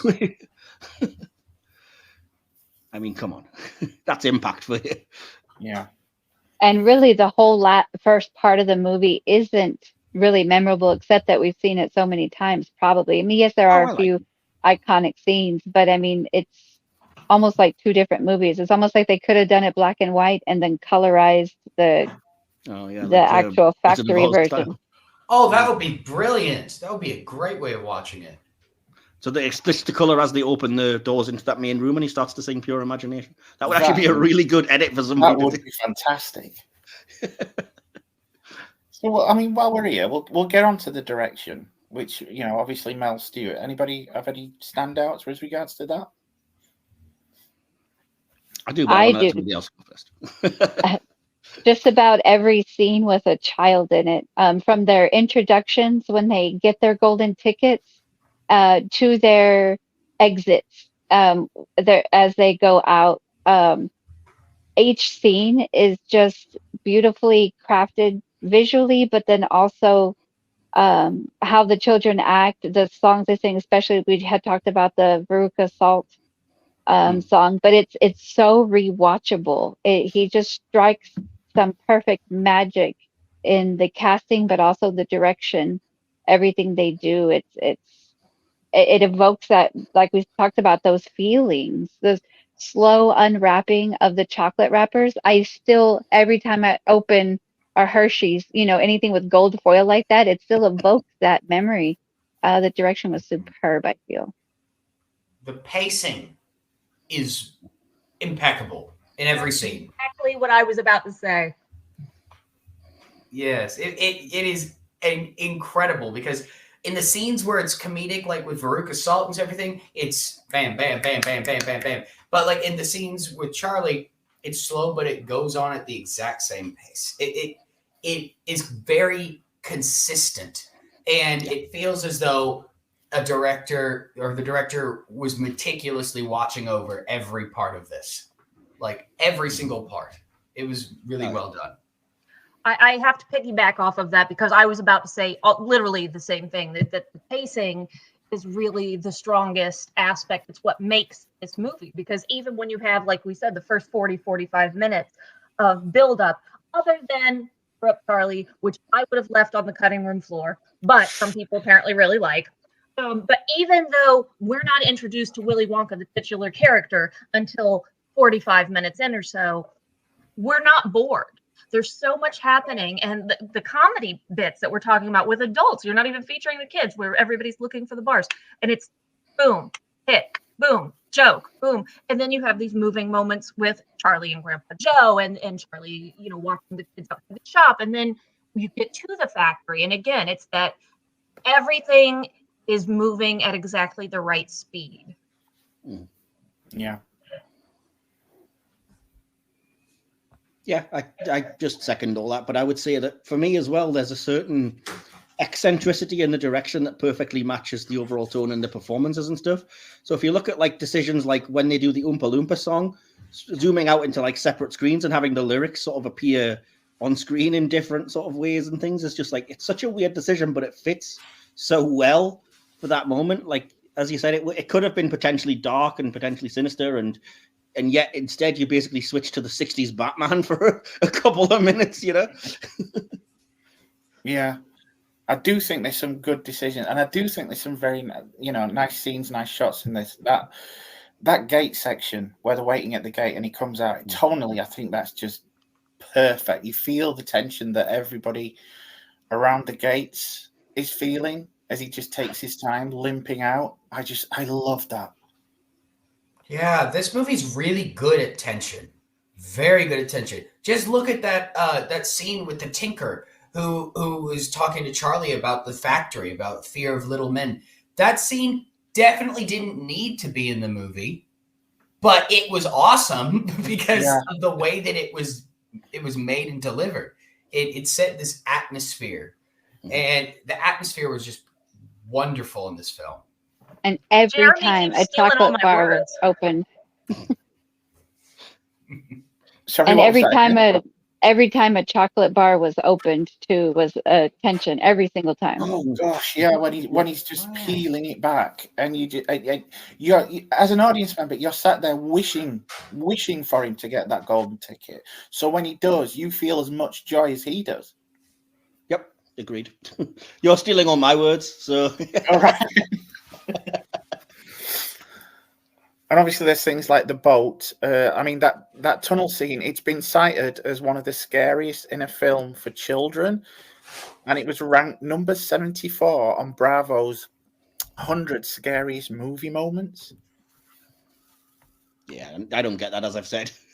Yeah, we're British. British. We can take shit like that. We were raised on, Doctor Who. Something that you sent me, Mike, which I didn't know. Apparently, it's also been interpreted as a psychedelic trip, though Mel Stewart denies that was his intention. Yeah, he protests a bit too much, if you ask me on that one. Yeah, I'm sorry. That's always how I interpreted that. Yeah, there's a lot of mushrooms in that opening room before we get there.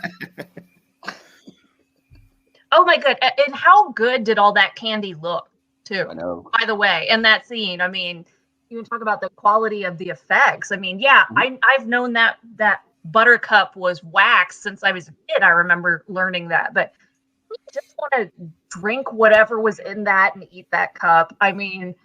Or the cream off of the mushroom, or I just wish they had eaten the grass. I loved that part in the book where they eat the grass, but just everything in that place, except for the chocolate. Weirdly, the brown water that looked nothing like chocolate. But maybe that was for a British audience. Yeah. I know it's such a small thing as well, but I love that final shot as the credits move up of the elevator. Yeah. I don't know. It just sparks my imagination. And before, where it's flying over the city, yeah, it still looks it's looking a little dated. But when they cut to the blue sky and the elevator kind of flying off, I love that moment. I think the most impressive scene of the direction has to be the scene where Willy Wonka tries to urge Charlie out of the office at the very end, when he says, "You lose, you get nothing, you broke the contract." Just I don't know, because in every other scene, the pacing is consistent and it doesn't really change or shift. But in that scene went, or, it looks as though everything's going great and then it just comes to a standstill. Yeah. And it feels unnatural because that none of the other scenes in the movie have really done that. And so it really makes that scene stand out, and it makes the audience really engage with it. And I love that one. Yeah, and despite having seen it so many times, to me, that scene still throws me because you're still unsure. Yeah. What about you guys? Sandy? Vean? No, I think it's all been said. Cool. So, I mean, going on now to the FX and the production design, does anybody have anything with regards to that? It's great. Yeah. Ever since being a kid, I've wanted to just live in that first room they go into, because for some reason, the bright colors, the way that it's designed and everything, it is my childhood dream. If you ask me to describe magic, I'll just draw that room. Yeah. Yeah. Really, everything from the candy shop in the beginning, him just tossing candy everywhere. That's a scene that was different. When younger, I was just like, oh, I wish like that would happen to me in a candy store.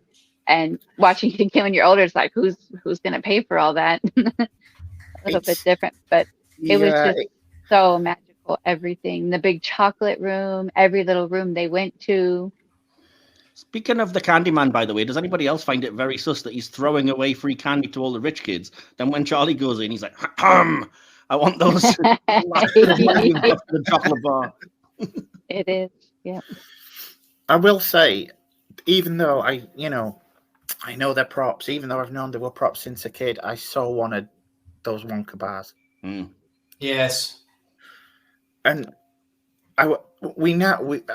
near where I live, there's like a kind of what I can best describe as a shopping mall for geeks, called Reino de Juguetes. So, if you're out there and you're wanting to send us any free stuff, please do. But they have a Wonka shop in there. So I'm just in heaven when I go in that, because they've got just Wonka bars everywhere. I don't think I've ever had a chocolate Wonka bar, but I know I've had Wonka nerds. Do you know those little... Oh, yeah. Fruity sweet things. Yeah, they've just got rows and rows. They've got merchandise from the movie. They've got Mike TV. The actual kid that played Mike TV. He signed some Wonka bars and all that kind of stuff. And I just love it. Every time I go, I have to head there and get some chocolate. Can't blame you. I feel like over here we do see the Wonka label around a lot still, just everywhere, average places. Yeah, but we don't have Wonka bars. We only have like nerds and... I've had a Wonka bar. Sweetheart. Ah, man. Yeah, I've seen them. It was just like a Nestle's Crunch. I mean, it was not anything special, sadly. Yeah, just the wrapper. Novelty of it, Yeah. Yeah, from what happened, Nestle own it now, because shortly after the film came out, Quaker released all these Wonka bars, but they miscalculated on the ingredients, and it led to all the chocolate melting while it was still on the shelves in the stores. Oh no. Yes, so they had to quickly withdraw them. And yeah, let's get on to sound design and the soundtrack for this. It's obviously, it's by Leslie Bricusse, best known for writing music and lyrics for films like Dr. Dolittle, Goodbye Mr. Chips, Scrooge, partly the songs Goldfinger, You Only Live Twice, and the Can You Read My Mind song from Superman with John Williams. I love that. That's terrible, but I love it. Anthony Newley, who wrote Feeling Good for Nina Simone. He's worked with Tony Bennett, Streisand, and Walter Scarf, who also did the score for Hans Christian Andersen, Funny Girl, a couple of Elvis movies, and he wrote the Ben single for Michael Jackson. Wow, that's pretty good. Yeah. We've got some anything to that except to say that I think it's fantastic. The score and the songs. I don't think there's really a bad song. As I said, I think for me, Cheer Up Charlie is the weakest, but I don't think it's bad. And obviously, it means a lot to other people. But I would just love to know what everybody's favorite song in the movie is. If we could go around and nobody minds. Sorry, DK, to hijack for a second. No, that's fine, mate. Go for it. So I will start off if that's all right. Go for it. Yeah. It's Pure Imagination. That was mine too, even though my mother disagrees and apparently doesn't think Gene Wilder performs it very well. Oh, I love it. I almost fell out with her over the phone when she said that earlier today. Oh my God. I love it. As a bit of weird trivia, I don't listen to the Gene Wilder version, but I listen to a version of that song every night on my Walkman because it helps me, what I would term, helps me dream better. Oh, that's lovely. There is a cover out there by a group called, excuse me, Superhuman featuring Quigley. And I absolutely adore it. And I listen to it every single night. And I urge you, if you've not heard it, I mean, you might hate it, obviously different taste, but yeah. I shall find it and put it in the link along with the pitch meeting for this. Yeah. Even though I do have a special affinity for Cheer Up Charlie, Pure Imagination is my favorite song in the musical. Oh, we're all going to say the same thing now, aren't we? Sandy, what about you? I love I had mentioned it earlier. I love I Want It Now. I think the rhyming is so clever. Oh yeah, it's good. I want the whole world. And it's you can belt it out in the car. I really just love that song so much. Cool. Vean?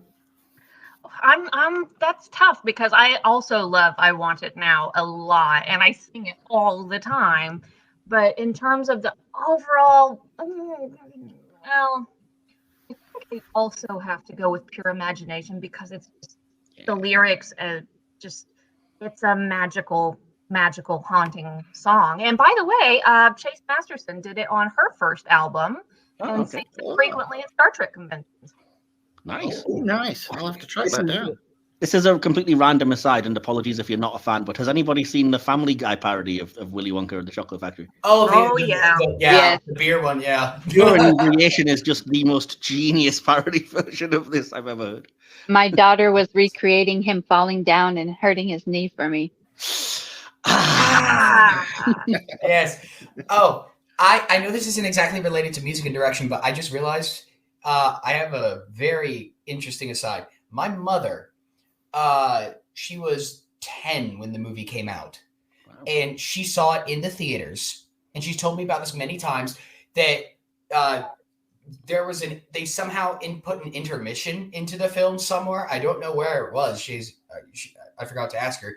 But basically, when they came out from intermission, all of the concession stands were transformed into Wonka stuff. Oh, wow. So there were everlasting gobstoppers, nerds, like everything was there. And she said that she ate a lot of it, and so did her sister, and they got sick.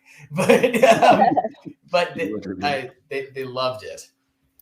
Yeah, if that happened to me, y'all would hear about it every Thanksgiving. Yeah, I mean, I will say a close second for me was the Oompa Loompa songs, just because I like the fun kind of rhyme and the nature of it. And again, it's been parodied really well by certainly Family Guy, but definitely Futurama, as you mentioned earlier, Jeremy, the Grunka Lunka songs. Oh, yes. Yeah, you can always tell a film is pretty iconic when it's been parodied as many times as Willy Wonka and the Chocolate Factory. Oh, yes. Then again, maybe it's just that generation. It's weird that you said about your mum, because my mum was 9 when this film came out, so they were so close in age. That's awesome. What year was it? Sorry, what was that, Vian? What year did it come out? 1971. Oh my God. I was -5. Oh, there was one thing that really dazzled me as a child, and now that I grow up, and I realized, oh well, that's obviously they painted over the actual film. But what it was the Wonka lighting up on the actual the chimney. Yeah, that bit really, I was like, how did they do that when I was a kid? Like, for some reason, that was the thing that made me like. You wouldn't think it was that, but you're absolutely right. Because again, it came up when I was researching the movie. They did just literally paint on the film. That was it. Simple but effective. It works really well. But I mean, were all of you as kind of captivated since childhood by that weird shrinking room where they kind of they enter one way and then they're all pressed together and then they exit the stage? I love that.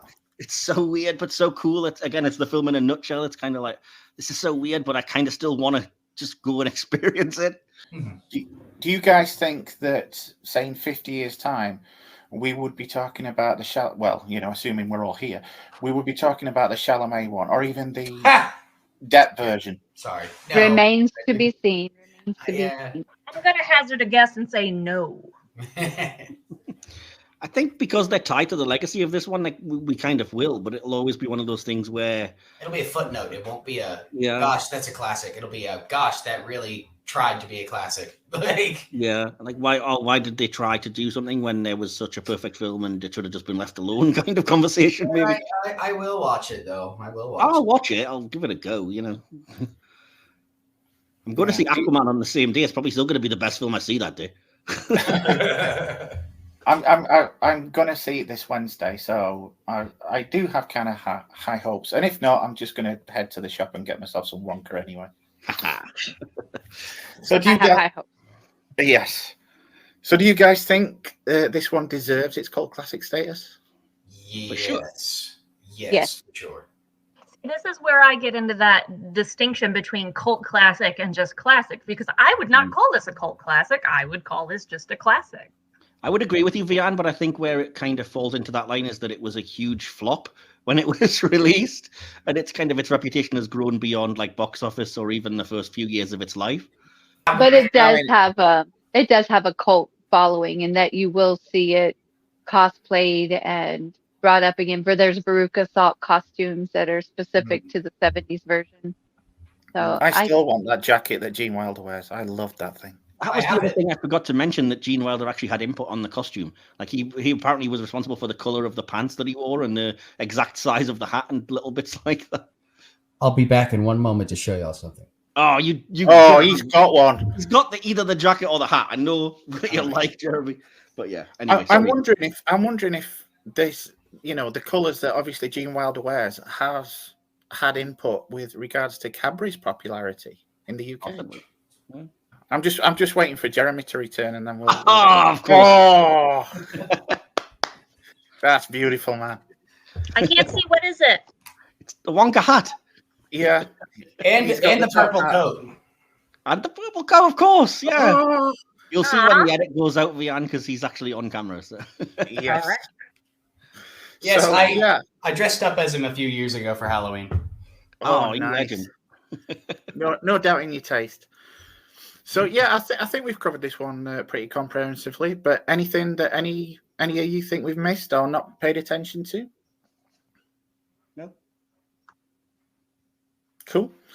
Well, we'll get straight to our favourites then. So we're looking for a favourite character, line, and scene from today's movie, and we'll begin with favourite character and go around. So Sandy, we'll start with you this time. Who is your favourite character in this one?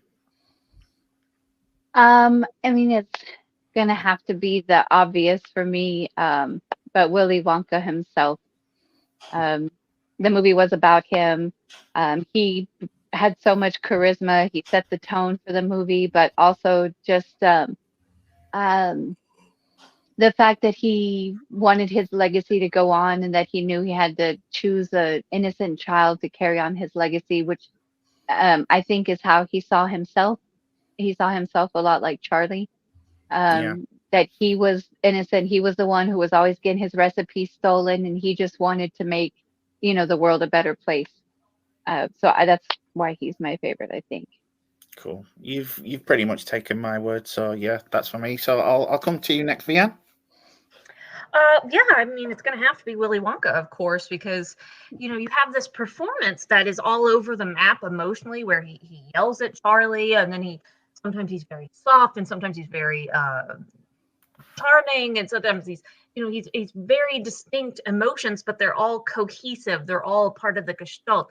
None of these different outbursts, whether they're calm or anything, they don't feel out of place. They don't feel out of character. This feels weirdly like a real person, which considering everything is alarming in some ways, but there's just never been another performance like it. Yeah. Jeremy? So, favorite performance has to go to Gene Wilder, but my favorite character is Charlie Bucket, because Charlie is just so sweet, so pure. And even though I know that Wonka did it to test Charlie, it kind of taints my view of him just a little when he when he basically emotionally, I don't know, plays with him in order to see if he will give back the gobstopper. And I just think I love Charlie a bit more because that he is just such a really good kid. He's such a good kid put into a situation where you really want to see him succeed and get everything that he actually deserves. Yeah. Yeah, that was pretty brutal. What about you, Mike? I'm just going to read exactly what I've written. I've just said my favorite character is Willy Wonka. He's fascinating, unique, magical, interesting, and you can't take your eyes off him whenever he's on screen. Pretty succinct, yeah. Yeah. So we'll stick with you. What about your what's your favorite scene? My favorite scene I've already alluded to is basically when they enter the factory for the first time and he opens the doors to that room, which just looks incredible. And it's, you know, candy versions of everything and everything's bright. And it's like, I don't know, there's fake trees and mushrooms and everything. And then he starts to sing Pure Imagination and gives that performance as they enter. That's my favorite moment or scene. Cool. Jeremy? I think my favorite scene is probably the I know this is crazy, but it's the scene with the Tinker, the scene where he's just unnecessarily creepy. It basically is like nobody ever goes in and nobody ever comes out. It's so weird, but it's done so well. I just love it. Cool. Vean? I was just thinking, and there's so many great moments, but there's one that I really find amusing, and it's when Mike TV is saying something, I don't remember what, and Willy Wonka's just so dismissive. He's like, I'm a little deaf in this ear. You've got to speak a little louder. And just kind of turns away. And that tickles me. Yeah. Spitting's a terrible habit. I know a worse one. Oh, gosh, yeah. Or open your mouth a little wider when you speak. My favorite scene is Veruca Salt's exit, that whole scene where she does sing and the choreography was just going around kind of making a mess of the place. And I did feel terrible for the little people trying to contain her, but I just thought the whole scene was very entertaining, and her exit as a bad egg. I just thought that's just my favorite scene. I'm glued to it every time it comes on. Cool. I was going to say myself, it's between two. Either Wonka coming to the gates, but I think it just pips it with the opening of the chocolate room, like Mike said, and he starts singing. I just think that's just wonderful beautiful. Scene. It makes me well up every time. Mm-hmm. So yeah, do you guys have a favorite line? And I'll start with you this time, Jeremy. I can't remember it entirely, but it's "We are the dreamers." We are the music makers. And we are the dreamers of dreams. Weirdly enough, that is my favorite line as well. Oh, My second favorite is. I take him to push through.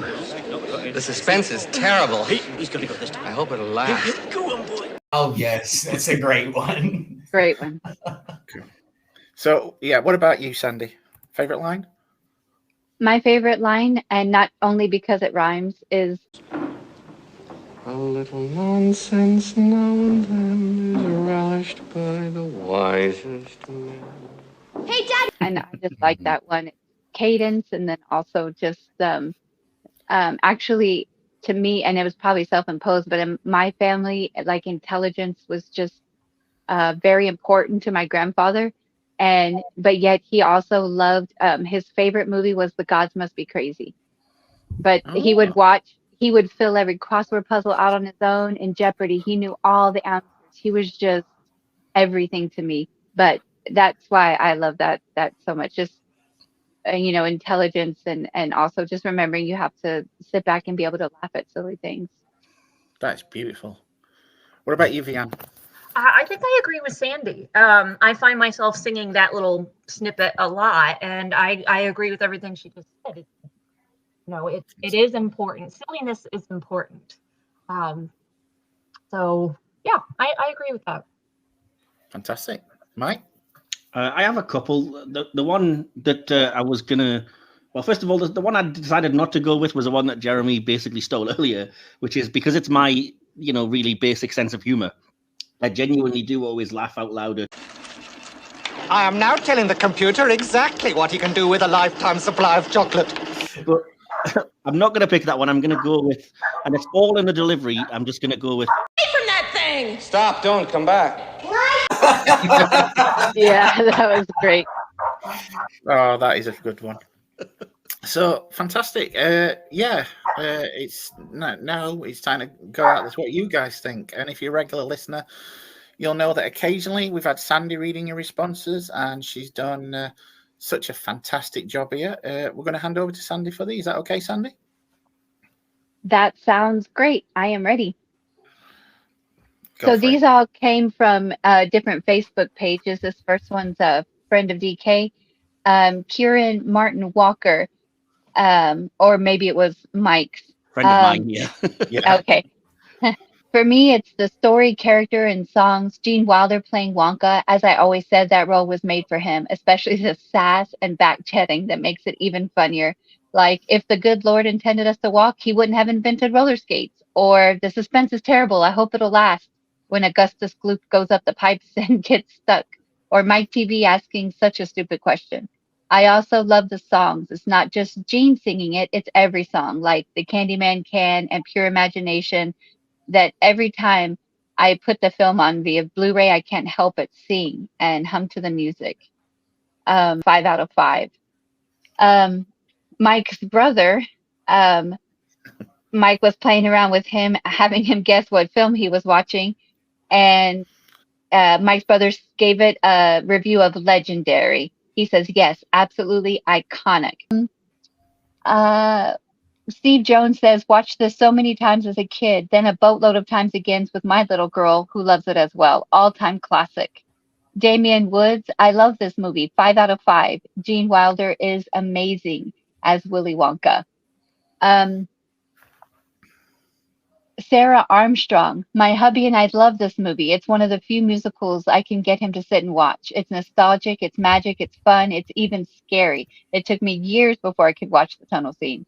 One of my favorite covers of Pure Imagination was on Glee when they sang it at Sue Sylvester's wedding. She said she also loves how the adults are just as excited and fascinated as the children. It invites us as an audience to enjoy no matter our age and makes it timeless. And that's right. Grandpa Joe really was the one telling poor anxiety-ridden Charlie to just relax. Everything was going to be okay. Justin Daniels, in tongue-in-cheek, says, what does one say of a beloved children's? I can't even finish. This film was a horror film wrapped in candy. It never ceases to amaze me the things we were shown as children. And so he does go into some of the more dark aspects, OSHA violations, and, you can leave my factory after I drown you in chocolate, you filthy little glutton. And he says, to recap, eccentric millionaire runs children through death race and names the successor based on his judgment of some 10-year-old kid's morality without even taking outside influences into context. Children found lacking are, of course, tortured and expelled from the factory. He kidnaps the winner and takes him and his guardian on the most unsafe elevator ever made. I mean, they never did show it come down. So add in the psychedelics and the attacks on workers' rights, and you've got something you should joyfully show to children. No wonder society is so screwed up. Wow. I shouldn't have probably ended on that one. I should have maybe reordered. Do you not have the little Oompa Loompa song on it? Oh, there was a feedback that was actually in the style of an Oompa Loompa song, and I can't remember where it was. Maybe I can find it. Hang on. Oh yeah, Ben Black. It was by. Shall I do it for you? Yes. Okay. Ben Black's feedback was, "What would you score? Hey, film so weird. Was Wonka a man that children feared? He seemed like the man was a psychopath and punished kids just for the laughs, and also got away with it. I totally didn't pick up on that.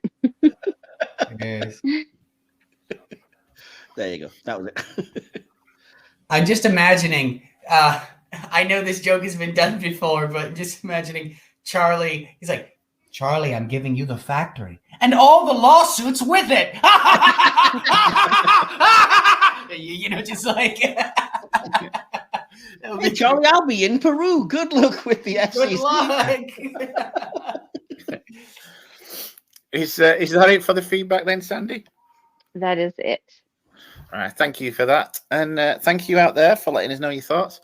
As always, if you missed out and want to drop us a line, or if you're just interested in pointing out where you think we went wrong, then links are in the description.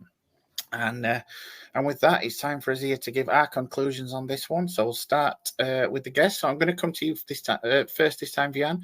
Final thoughts and score out of 5 on today's movie. Oh, 5 out of 5. I mean, it's a classic for a reason. It speaks to everybody. I mean, look at the group of us and all of our different interpretations and what spoke to us about it. And so there's something in it for everybody. There's something in it for all ages, and it's timeless, even though it's very obviously, 70s, right? It's still got a sense of timelessness to it.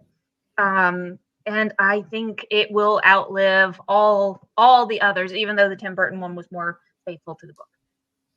Cool. Jeremy, what are your thoughts on this one? 5 out of 5.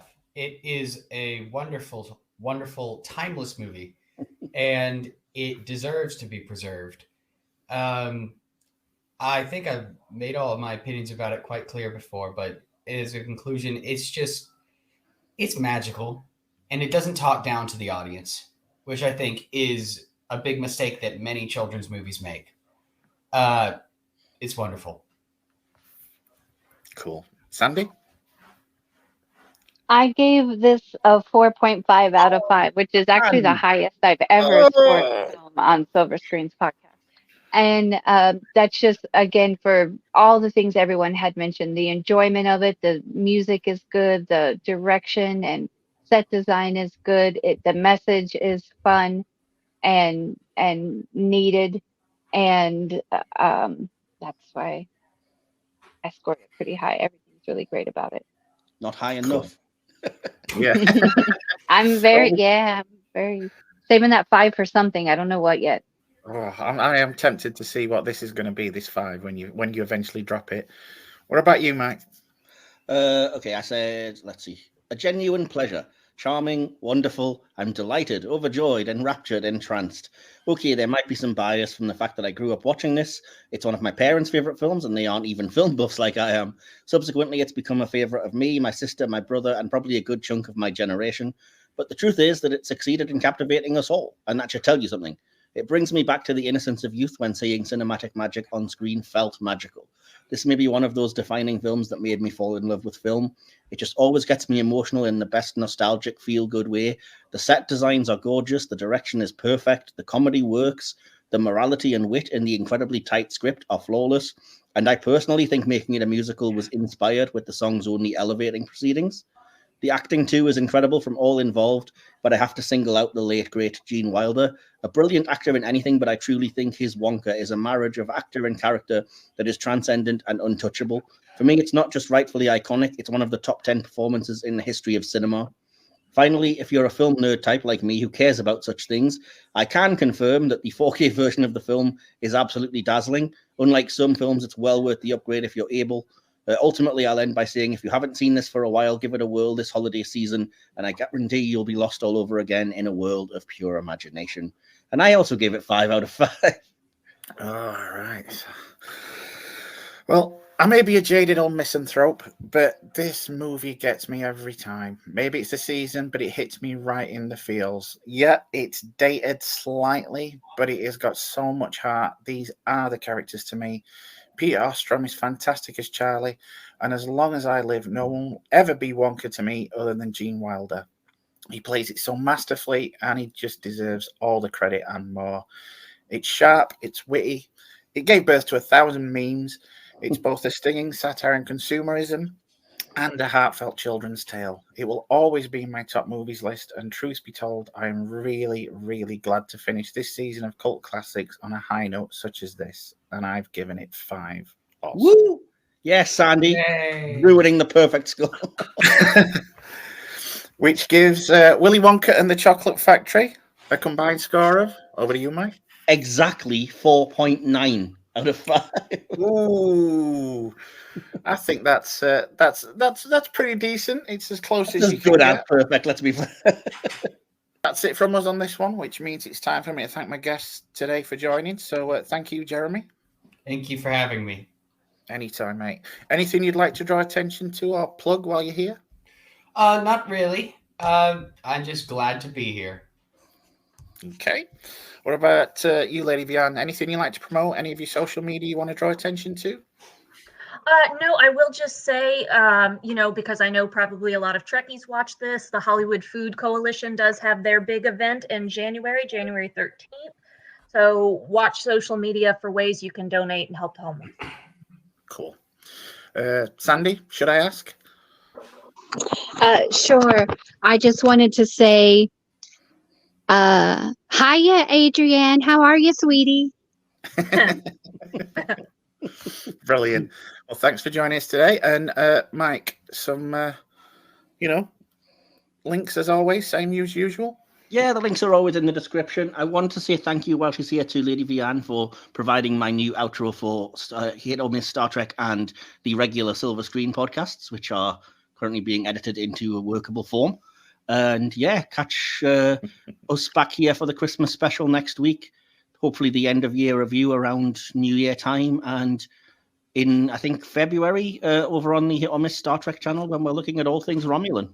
There we go. Nice one. Thanks for joining us today, Philip. And to you out there, thank you for joining us. We hope you've enjoyed listening as much as you've enjoyed rambling. And if you've liked our banter, then please consider giving us the Christmas gift of a Ko-fi account tip. And if you're so inclined, don't forget to like and subscribe. It's very much appreciated. That's it for Cult Classics, both for this year and this season.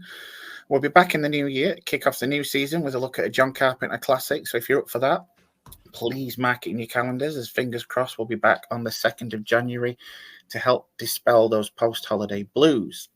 Fear not, though. It's not quite it from the Silver Screen podcast this year. As Mike said, we'll be back on hosting duties next week. Adrienne will be joining him, Sandy and myself, as we get even more into the holiday season for our Christmas special, where we look at the classic Scrooged. So be there for that. If it's not your thing, don't worry. We still wish you a Merry Christmas, happy holidays, and we'll see you soon. But we really hope you'll join us one last time this year. Until then, thank you, and remember, and I'm going to head over to Jeremy to sing us out, if he would. Yes. So I want to do a wholesome song. I don't want to do the scary one. I already did a scary intro. So I'm going to do Pure Imagination, just the refrain and the chorus. So here we go. If you want to view paradise, simply look around and view it. Anything you want to, do it. Want to change the world? There's nothing to it. There is no life I know to compare with pure imagination. Living there, you'll be free if you truly wish to be. Woo! That is just fantastic. Good job I'm not on camera right now. Thank you, Jeremy. And good night, children.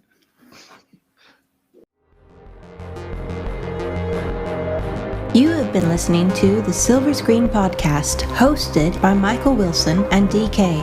Created, produced, and edited by Michael Wilson. Behind the scenes sections and additional material produced by DK. Music by Timeless Journey. More information can be found at soundcloud.com/timelessjourney. Follow the podcast on Instagram at Silver Screen Podcast, or look for the Silver Screen Podcast under Facebook groups. Links to all our social media accounts and more are in this episode's description. This podcast is available on YouTube or wherever you get your podcasts. Just look for Silver Screen, Hit or Miss Star Trek. This has been a Mike's Podcast production. Copyright 2022. Thank you for listening.